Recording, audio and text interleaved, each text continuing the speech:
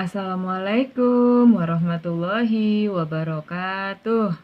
Class, how are you today? Alhamdulillah, I'm fine too. Thank you. Gimana tadi ulangannya? Lancar kan ya? Oke, hari ini kita akan menyegarkan kembali ingatan kita tentang IPA tema 7. Tentang apa itu ya?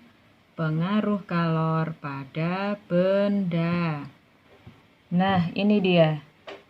Tapi sebelum kita mulai, diingat-ingat dulu yang tema 6 kemarin kita belajar, yaitu panas atau kalor adalah titik. Masih ingat kan? Terus, sumber-sumber panas atau kalor, contohnya adalah matahari, api, peralatan elektronik seperti setrika, solder, microwave, atau bisa juga dua buah batu yang saling digosokkan, itu juga menjadi sumber panas. Nah, kalau di tema 7 ini kita akan belajar tentang apa pengaruhnya kalor pada benda. Yang pertama yaitu dia bisa mengubah suhu benda. Jadi gini, jika suhunya turun, itu artinya dia melepaskan kalor. Contoh, air hangat yang lama-lama menjadi dingin biasa. Itu suhunya turun, berarti dia melepas kalor. Atau kebalikannya, jika suhunya naik, berarti bagaimana? Ya, berarti dia menyerap kalor. Contohnya, air biasa yang dipanaskan. Pasti kamu panaskan di atas kompor kan ya, cara paling gampang. Nah, setelah suhunya naik, itu berarti banyak energi yang diperlukan untuk menaikkan suhu air tersebut. Selain mengubah suhu benda, apalagi yang bisa dilakukan kalor pada benda? Ya, ini dia yang kedua, yaitu mengubah wujud benda. Jadi, kelas, pengaruh kalor pada benda itu ada dua.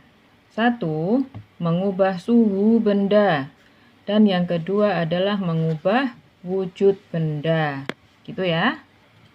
Kemarin kita sudah bahas kan kalau wujud benda itu ada 3, padat, cair, dan gas. Ini di kelas 3 juga sudah dipelajari, di kelas 5 diulangi lagi tetapi diperdalam. Ada yang baru daripada waktu kelas 3 dulu. Kita ulang lagi tentang ciri-ciri benda padat. Benda padat ciri-cirinya bagaimana? Yang pertama, bentuknya dan volumenya tetap, dua-duanya tetap. Ini kelas 3 sudah nih. Bedanya ini, kalau kelas 5 kita mulai membahas tentang partikel. Apa itu partikel? Masih ingat? Bagian terkecil dari suatu benda itu namanya partikel. Jadi ibaratnya kayak gini nih. Bulatan-bulatan kecil ini namanya partikel. Ini partikelnya benda padat. Lihat, susunan partikelnya rapat dan rapi seperti tentara yang sedang berbaris. Tuh, rapi. Kemudian, gaya tarik antar partikelnya kuat. Yang atas narik yang bawah narik yang atas, yang tengah narik yang bawah, gitu. Semua saling tarik menarik. Jadi dia nggak mudah lepas. Gaya tarik menarik antar partikelnya kuat, itu maksudnya. Selanjutnya, gerakan partikel sangat terbatas karena dia ditarik satu sama lain, dia nggak bisa bergerak. Paling dia hanya bisa bergerak itu bergetar di tempat seperti bola yang di dribble kalau main basket. Tahu dribble, dipantul-pantulkan ke lantai. Nah, seperti itu. Dia hanya bergetar, tapi di tempat saja, dia nggak bisa pindah tempat. Bergetar gitu aja, ya. Itu benda apa? Padat. Gambaran partikelnya kayak gini. Sekarang benda cair. Bagaimana cirinya? Bentuknya berubah, volumenya tetap. Contoh, 100 ml air di dalam gelas, bentuknya seperti gelas. Kalau dipindah ke botol, bentuknya seperti botol. Tapi 100 ml di air di gelas dan di botol, volumenya bagaimana? Bertambah apa berkurang apa tetap? Nah, iya, dia volumenya tetap. Hanya bentuknya aja yang berubah. Kemudian susunan partikelnya kurang rapat dan kurang rapi. Sudah lebih renggang. Gaya tarik-menarik antar partikelnya agak lemah. Gerakan partikelnya terbatas. Kalau benda padat tadi sangat terbatas, kalau ini terbatas aja, nggak pakai sangat. Nih, contohnya kayak gini gambaran partikelnya benda cair. Oke, paham? Tuh ya, nanti semakin lama pindah ke benda gas, semakin renggang dia. Ini dia. Nah, benda gas, bentuk dan volumenya berubah. Bentuk dan volumenya berubah bagaimana ya maksudnya ya? Anak-anak di rumah punya sepeda kan ya? Ada rodanya. Dan Desi tanya, roda sepedamu itu kosong atau berisi? Yang betul, ada isinya. Isi apa? Udara. Iya, berisi udara. Kalau udaranya ditambah lagi, diisi lagi, bisa apa enggak? Bisa dong, caranya kayak gini. Nah, ini gembos mungkin ya. Kemudian disambung pakai kompa angin. Di kompa berarti volumenya bagaimana? Volume udara yang di dalam roda ini. Volumenya berubah, tambah banyak. Bentuknya bagaimana? Bentuknya sih masih tetap yang di sini. Nah, misalnya yang di sini volumenya cuma 1 liter, di sini nambah nih. Setelah dikompa volumenya jadi 2 liter. Tapi tetap di sini, tetap dijejal-jejalkan di situ. Nanti kalau dia dipindah ke tempat lain, dari roda dimasukkan ke dalam balon, ya bentuknya berubah seperti balon. Nah, itu dia yang dimaksud dengan ciri-ciri benda gas adalah bentuknya dan volumenya berubah. Bagaimana dengan susunan partikelnya? Ayo, kalau tadi susunan partikelnya rapi dan rapat itu benda padat. Kalau benda cair, susunan partikelnya kurang rapat dan kurang rapi. Kalau benda gas berarti berarti kalau benda gas, susunan partikelnya lebih renggang.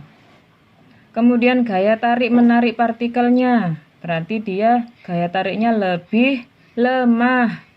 Kalau yang benda padat tadi kuat, benda cair agak lemah. Kalau benda gas lebih lemah lagi gaya tarik-menariknya. Kemudian gerakan partikelnya bagaimana?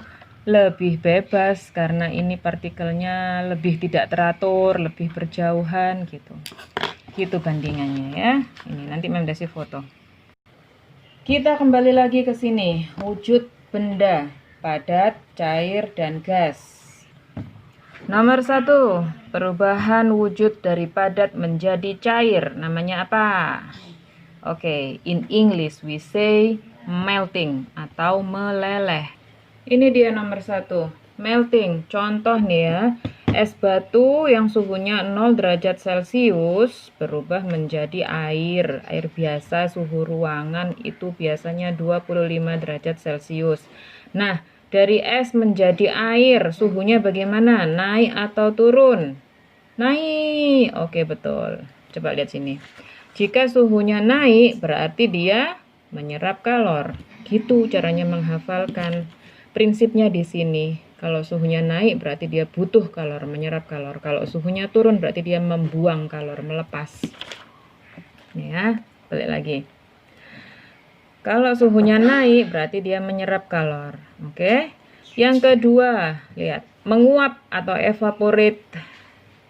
Berarti dia dari cair berubah menjadi gas. Yang mana garisnya nanti? Ini mesti seret, ya kan? Kita garis yuk. Ini dia nomor 2 ya.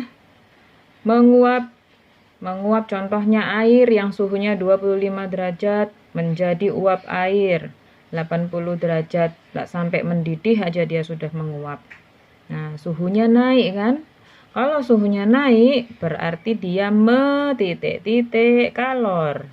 Melepas apa menyerap? Lihat yang di atas tuh, kelihatan tuh. Nah, ini dia. Jadi menyerap kalor, betul. Sekarang yang nomor 3. Nomor 3, gas menjadi padat, namanya mengkristal. Contohnya, uap air yang di langit berubah menjadi salju. Kok bisa gitu? Iya, bisa. Kalau ada pendinginan yang ekstrim. Ekstrim itu suhunya turun drastis, turun jauh dalam waktu yang cepat. Jadi uap air di udara tuh tidak sempat jadi awan, tidak sempat turun jadi hujan, tapi kedinginan di atas, kena angin, kedinginan langsung jadi salju. Nah, dari 80 menjadi 4. Suhunya turun. Kalau suhunya turun berarti dia melepas kalor. Oke, gitu ya. Sekarang yang nomor 4, menyublim. Menyublim tuh contohnya kapur barus menjadi uap. Uapnya kapur barus hilang, kapur barusnya bukan hilang sih, tapi berubah menjadi uap. Jadi kecil, kecil, kecil. Tuh, berarti dari padat menjadi gas. Ke sini garisnya ya. Nomor 4. Dia suhunya naik. Berarti dia menyerap kalor.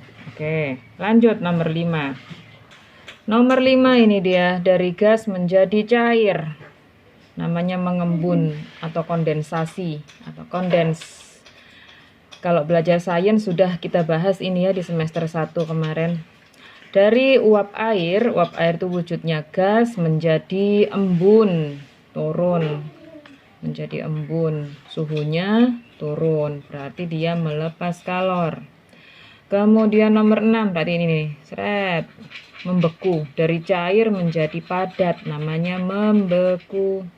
Contoh paling gampang adalah air yang dimasukkan freezer jadi es batu ya kan, suhunya turun, berarti dia metitik-titik kalor. Bisa jawab sendiri?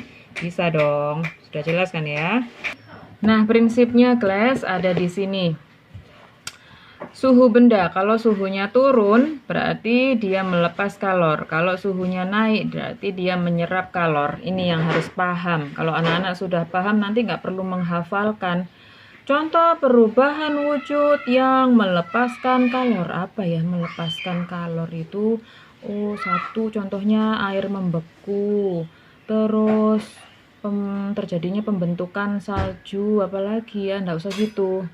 Tapi kamu paham kalau melepaskan kalor berarti peristiwa-peristiwa yang suhu benda itu menjadi turun. Gitu ya, paham?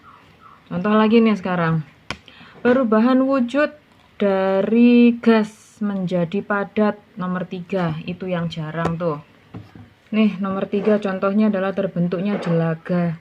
Jelaga itu bahasa Jawanya langes. Maksudnya hitam-hitam yang nempel di cerobong asap, nempel di knalpot, atau nempel di bagian bawahnya panci. Yang hitam-hitam tuh dari mana itu asalnya? Dari asap. Asapnya pembakaran yang mengandung karbon monoksida, karbon dioksida, itu nempel di bawahnya panci, di cerobong asap, nempel di situ dan langsung menjadi benda padat hitam kan, itu namanya jelaga. Di cerobong pabrik, cerobongnya asapnya dapur, nah itu terbentuknya jelaga, itu dari gas menjadi padat. Terus apa lagi tadi? Terbentuknya salju, betul. Kemudian orang membuat kapur barus di pabriknya kapur barus itu ya dari gas dijadikan padat. Kemudian apa lagi ya? Ya itulah kira-kira. Kemudian kalau ini contohnya dari padat menjadi gas. Nah, dari padat menjadi gas ya kapur barus yang menyublim itu tadi. Kapur barusnya mengecil. Terus membuat dry ice. Dry ice itu biasanya untuk keperluan itu loh, panggung musik yang ada asap-asapnya itu. Nah, itu adalah dry ice. Itu perubahan wujud dari padat langsung menjadi gas. Itu ya, kelas. Oke, Mem Desi kira cukup untuk hari ini IPA 7. Semoga bisa membuat kalian jelas dan memudahkan belajarnya. Oke, tetap semangat, stay home, stay healthy, and stay happy. Wassalamualaikum warahmatullahi wabarakatuh.